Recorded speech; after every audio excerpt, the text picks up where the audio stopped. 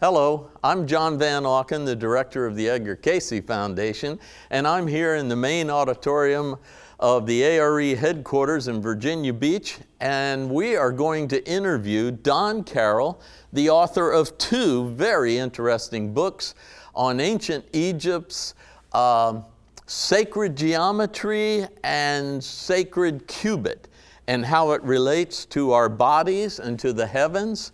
They are fascinating books.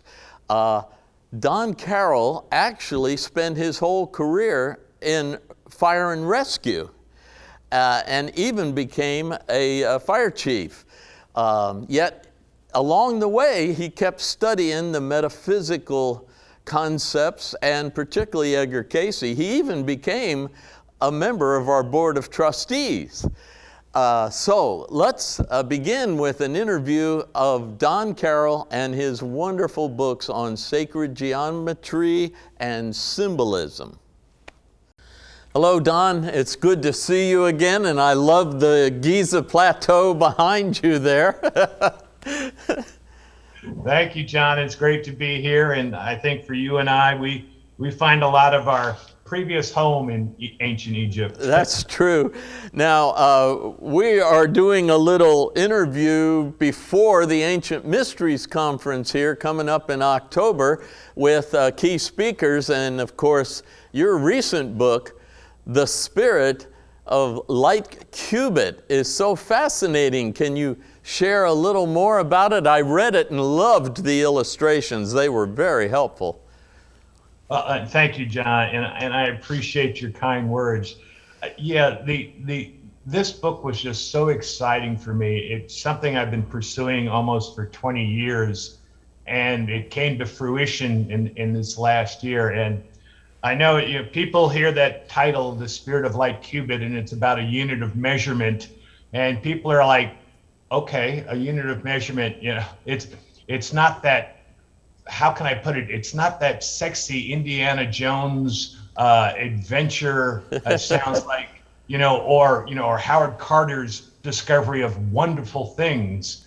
Yeah. But it's actually is that units of measurement that, because they're so neglected, even the archaeologists, the area, a very specialized niche of anthropologists and archaeologists that study that, talk about that how important it is. I'm meaning back to Flinders Petrie, the father of modern Egyptology, talks about how important they are, and that if you find that same unit of measurement, because units of measurement are important as language for cultures, and if you find that same unit of measurement or the same system of measurements in different cultures, that's very powerful archaeological evidence of either communication between these cultures or shared ancestors.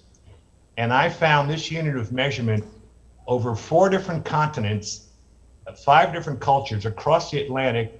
And where my journey started was finding this unit of measurement in an Edgar Cayce reading talking about the Temple Beautiful during Rata's period in ancient Egypt. Wow. Yes, I saw that in your book where you actually took this concept and showed multiple ancient cultures had the same measurement. It was fascinating, and it brought to mind, especially when your book takes it into the human measurements, and that really interested me because of Cayce's idea that the body is the temple. Yes. And you're exactly right, John. As Cayce put it, the body is the temple, and these sacred sites and this measurement were all to reflect that. To bring heaven and earth together. It's like how the Cayce readings so well say. We're basically spiritual beings, consciousness having physical experiences. Yes. And we're here to unite the physical and the spiritual. And this unit of measurement, it's just so incredible because it unites the spiritual, it unites the physical, and they're building a sacred site. And it also, how they use it unites time and space, because to your point, the body, being the temple, that's why even probably many people are familiar with the Vitruvian Man, that great pen and ink drawing by Da Vinci. Yeah. Yeah. And what people don't realize, they know, oh, Vitruvian Man, he named it after Vitruvius, and he was giving homage to Vitruvius, who lived 1,500 years before Da Vinci, who was a Roman engineer and architect who wrote a series of 10 volumes of books saying, if you're going to build sacreds on engineering and architecture, if you're going to build sacred sites, you should use body proportions. Since the body was divinely created, what better measurements to use for a sacred site than those from the divine body, the temple? Again, as you put, matching the body temple to creating a physical temple, where our foot, most of us don't have a 12-inch foot, but they codified it. A foot is 12 inches. A hand, we still measure horses by hands. A yard is center of chest out.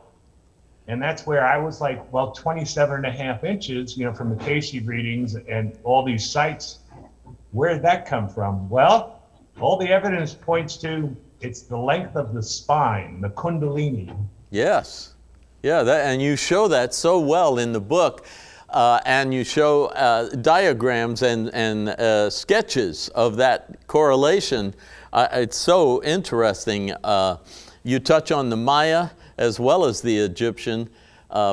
Really very interesting. And I know you, Hugh Lynn Cayce, Edgar's eldest son, who ran the organization for many years, really wanted more research into Egypt to prove his father's insights. So could you speak to that a little bit?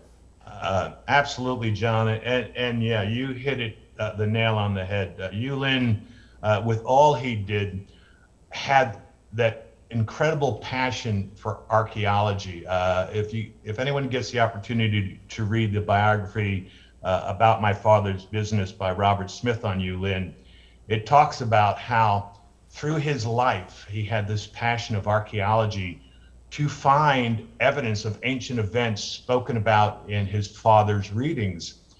And it was an incredible passion. I mean, the 70s, the A.R.E. has those wonderful videos of the 70s of when Yulin was in Egypt with the Stanford Research Institute, with Zahi Hawass, with Mark Lerner, drilling beneath the Sphinx, looking for the Hall of Records. Just amazing.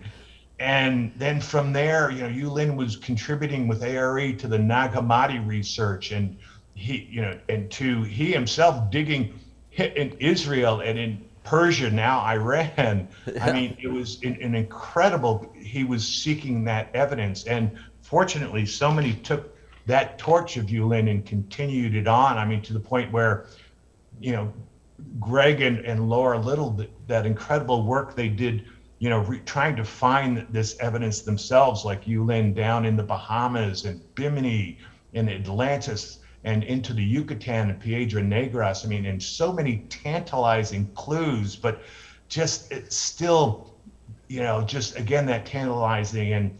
And here, I mean, and as we've spoken, you and I I've had the opportunity to travel with you so often in these places and talk about it, and along with my own wanderings, where that helps so much, but the interesting, finding the evidence, not so much digging through the sands of Egypt, but digging through the dusty archives of anthropologists and archaeologists for measurements. Yes.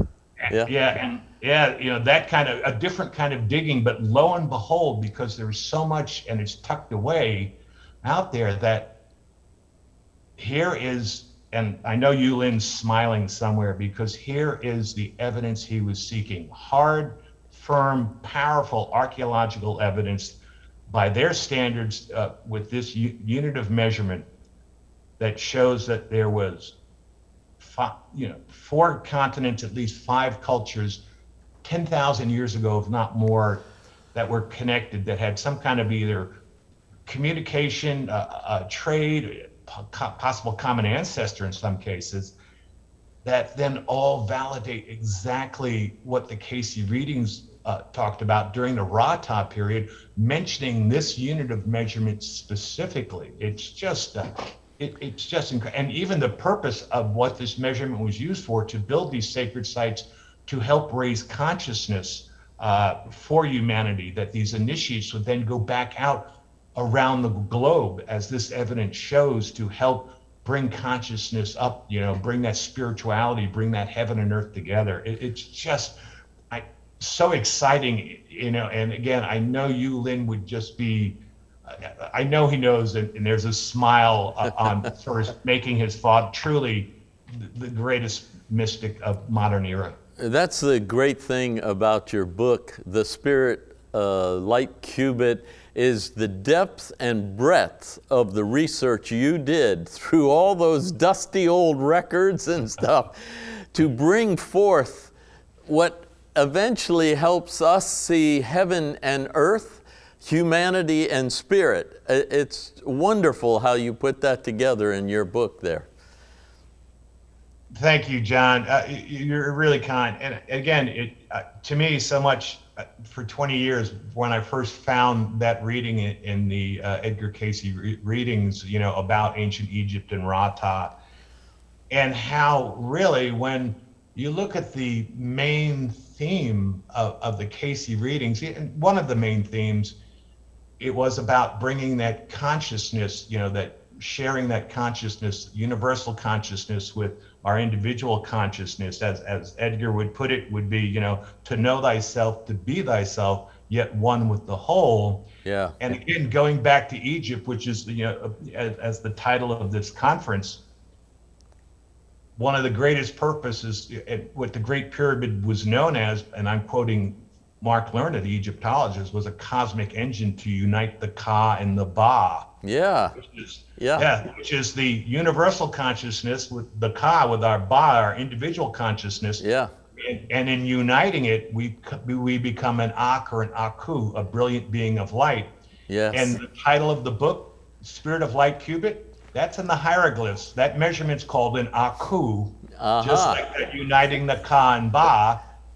And so it's an Akume, their spirit of light measurement. So it's so elegant how it all fits. That is probably the secret of the ancient Egyptian initiation, right there, uniting the Ka and the Ba.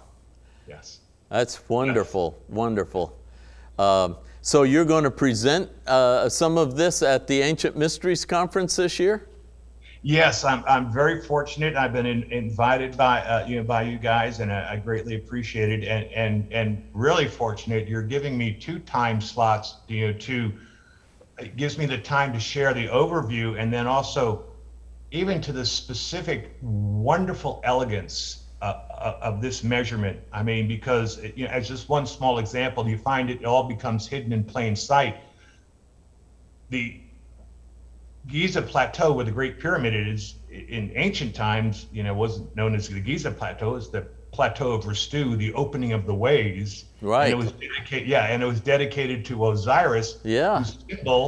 Whose symbol was the Djed, which is the symbolic symbol of the spine.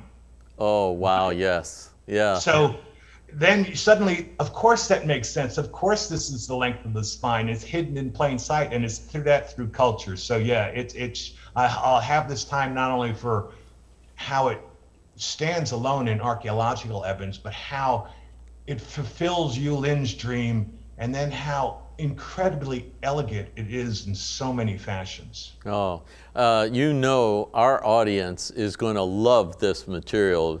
They are a bunch of reincarnated ancient Egyptians, and they love mystical, metaphysical enlightenment. In fact, the organization holds the name Enlightenment in it. So this is going to be great. I really look forward to seeing you at the Ancient Mysteries Conference this year.